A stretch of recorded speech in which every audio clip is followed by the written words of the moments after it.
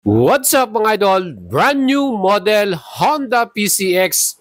Aba mga idol, may abangan tayong bagong style, bagong design, and improved din ang kanyang pinaka-features. Especially may mga na-add silang mga bagong specs dito, no? Kaya magugulat kayo mga idol, mas pogi ba sa inyo ang bagong front face design ito? Or mas prepare pa rin ninyo yung old model? So, i-compare natin yan. Bibigyan natin kayo ng total details ng mga nabago dito sa 2025 new Honda PCX. Mas modern na ang ating new model at sigurado marami na magiging mas excited dito sa bagong 2025 na to. Mga idols, tumutok lang kayo sa ating YouTube channel, Boyet Salabarria. Subscribe kayo at follow nyo ako sa ating Facebook page para lagi kayong updated sa lahat ng mga paparating na bagong motor. And mga idols, pagmasdan nyo ang bagong front face design ng PCX. Ayan mga idol, yung kanyang pinaka-signature U-shape design, ano mga idol, ano? Dito sa ating 2024 model, ayan, kita nyo yung pinaka-headlight niya, ano? U-shape. At syempre, yung kanyang daytime running light, plus yung kanyang mga signal light, andyan sa pinaka-ibabaw din. Mga idol, makikita nyo yung malaking difference ngayon para sa 2025 model. And let me know mga idols yung inyong magiging comment, impression sa bagong front face design ng new PCX. Aba mga idol, tingin nyo ba mas pogi ang bago or yung new model na to? Ang laki nung kanyang daytime running light, ano? Very imposing, very bold yung design niya. And yung kanyang signal light, andun pa rin sa pinakaibabaw. So ito po, hindi siya gumamit ng mga projector lamp. Kung saan yung mga uso ngayon, yung mga nauusong bagong ilaw para sa mga new model. At kita naman po ninyo yung kanyang pinaka-logo, no? Same pa rin yan na naka 3D emblem. So, mas magandang tignan, mas elegante. At yung kanyang pinaka-windscreen, blackout pa din. So, smoke black yan para napakaganda, no? Mas premium ang datingan. Ang isa sa pinakauna natin mapapansin dito, yung kanyang handlebar. Dahil sa ating old model, yan po ay naka-naked type. And pinalitan na ng iba ng klaseng handlebar yan, mga idol. At ito nga, pagdating sa front face, ano, kung mapapansin nyo sa mga ibang model gaya ng ADB 160, Clip 160, magkakapareho sila, no? At ito sana yung nakita natin na in-improve ng Honda rito, yung projector lamp. Kasi mas maliwanag, ano? Hindi mo na kailangan bumili pa ng mini driving light. So, kagaya nitong sa bagong Euro motor na Griffin 180, kung saan nilagyan na ng madaming projector lamp, napakalinaw talaga. Yung visibility napakatindi. At yung bagong CF motor ng 150 SC, kita nyo yung design niya, no? B-type naman yon. Ito, U-design. At makikita natin sa ating pinaka-panel, ang laking improvement din ng ginawa ng Honda. From fully digital panel, ngayon, ginawa nilang 5-inch full-color TFT display. Ayan, mga idol.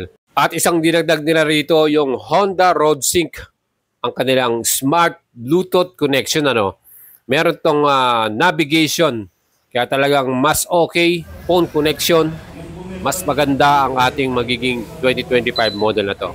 And isa pang magandang feature ng model na to, yung kanyang keyless. So naka-smart key to. Pwede na natin may start ang ating engine via smart keyless. At syempre, kagandahan, merong anti-theft alarm at answer back system. Pagdating naman sa upuan, nakita natin almost the same pa din yung pinaka-rear grab niya, no?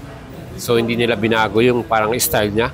At ang kagandahan na sa PCX, napakalaki ng compartment ito. 30.1 liters. Kasya nga ang full face helmet dyan, ano? At mas marami tayong madadalang mga gamit. Yan po yung advantage pag malaki ang ating glove box compartment. Pagdating naman sa stopping power, ang claim nila dito, meron na tong round disc 220mm. And syempre, naka 2-piston caliper plus equipped ng anti-lock braking system. So meron pa rin tayong ABS version nito.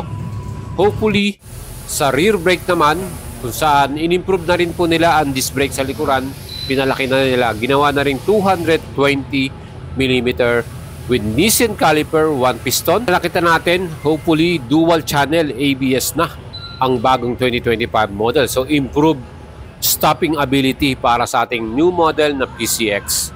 Suspension, same pa din sila ng ginawa. Telescopic forks. Siyempre dahil maganda ang brand na ginagamit dito, talagang swabe at napakaganda ng bounce nito. Actually, isa sa pinaka-komportableng scooter na na-test natin ang PCX mga idol. Build to last nga ito eh. Ibig sabihin pagdating sa durability, reliability, talaga maaasahan mo. Ito pa ang pinaka nagustuhan natin sa lahat. Meron ng baso ang rear suspension ng PCX 2025 model. Yan o, makikita nyo yung difference ng mga idol. Mas premium na with sub-tank. Showa brand. Aba mga idol, mas quality ang bagong PCX ngayon. And sa design naman ng kanyang alloy cast wheel, ganun pa rin, multi-spoke design, hindi pa rin nila binago yung pinaka-design niya. Parehong-pareho pa din. So yun po yung nakikita natin. So sa ating headlight design, mapapansin nyo talagang laki din talaga ng pagkakaiba nila, no? Parang nga sa akin may kamukha tong mukha niya, no? Alam mo, parang may pagka-Yamaha yung style niya, yung mukha. Taillight naman, ang laki din ang binago nila. Mas sporty yung looks ng ating 2025 model dahil X-design itong sa last model. Makikita nyo rito sa ating pinaka-new model na patulis na siya, no? At nasa baba niya yung kanyang pinaka-signal light. Ayan yung kanyang pinaka-difference.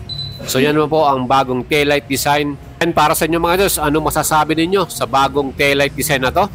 Mas prepare nyo ba yung old model o itong mas bagong style? Na mas sporty, no? Patulis siya, no? And for me, mas magandang tignan tong new 2025 taillight design nila. Leave your comment mga idols. Makita ko yung inyong masasabi dito. Let me hear your idea, no?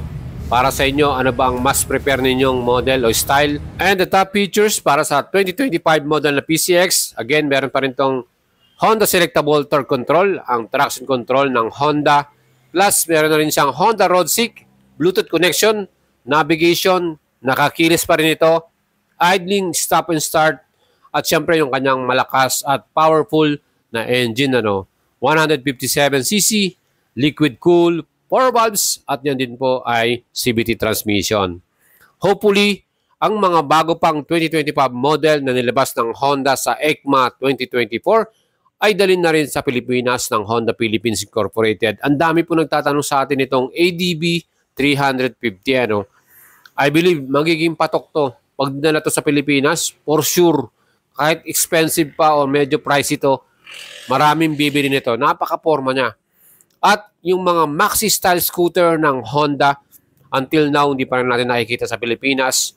Actually, maswerte pa yung mga ibang Southeast Asian countries gaya ng Indonesia, Thailand, Malaysia. Meron silang mga Forza model. Ito po yung kanilang premium, pinaka-eleganteng scooter ng Honda, no? Hopefully, bigyan naman tayo ng chance ng Honda Philippines na makita to. Honda Forza 350 at yung bago rin nilang Honda Forza 125. And syempre, umaasa pa rin tayo na marinig tayo ng Honda Philippines na magdala sila dito kahit mga limited units, pre-order, para mas maganda yung ating market. And alam ko maraming bibili niyan dahil ang mga Pilipino, pagdating sa mga ganyang new style, elegante, lumalabas yung pera niyan. O di ba mga idol? Well mga idol, ito po ang ating pinaka-feature para sa inyo. Newest design, newest feature for PCX, Honda motorcycle. Abangan na natin ito lahat mga idol. Kung nagustuhan nyo ang ating video, don't forget to subscribe. At syempre, shoutout sa ating mga sponsor.